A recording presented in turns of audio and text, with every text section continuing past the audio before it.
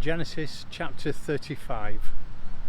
God spoke to Jacob, "Go back to Bethel, stay there and build an altar to the God who revealed himself to you when you were running for your life from your brother Esau." Jacob told his family and all those who lived with him, "Throw out all the alien gods which you have. Take a good bath and put on clean clothes. We're going to Bethel. I'm going to build an altar there to the God who answered me when I was in trouble and has stuck with me everywhere I've gone since." They turned over to Jacob all the alien gods they'd been holding onto, along with their lucky charm earrings. Jacob buried them under the oak tree in Shechem. Then they set out. A paralyzing fear descended on all the surrounding villagers, so that they were unable to pursue the sons of Jacob. Jacob and his company arrived at Luz, that is Bethel, in the land of Canaan. He built an altar there and named it El-Bethel, God of Bethel, because that's where God revealed himself to him when he was running from his brother. And that's when Rebekah's nurse, Deborah, died. She was buried just below Bethel, under the oak tree. It was named Allon-Bacuth, Weeping Oak. God revealed himself once again to Jacob. After he had come back from Paddan Aram and blessed him, "Your name is Jacob, heel, but that's your name no longer. From now on, your name is Israel, God wrestler." God continued, "I am the strong God. Have children, flourish. A nation, a whole company of nations will come from you. Kings will come from your loins. The land I gave Abraham and Isaac, I now give to you, and pass it on to your descendants." And then God was gone, ascended from the place where he had spoken with him.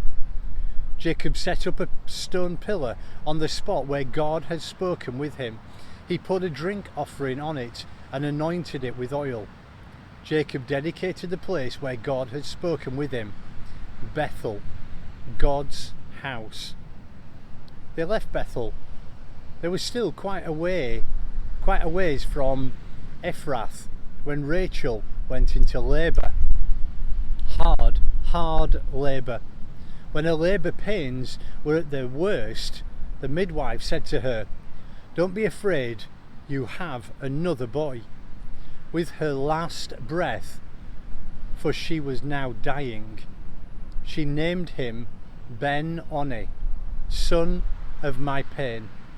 But his father named him Ben-jamin, son of good fortune.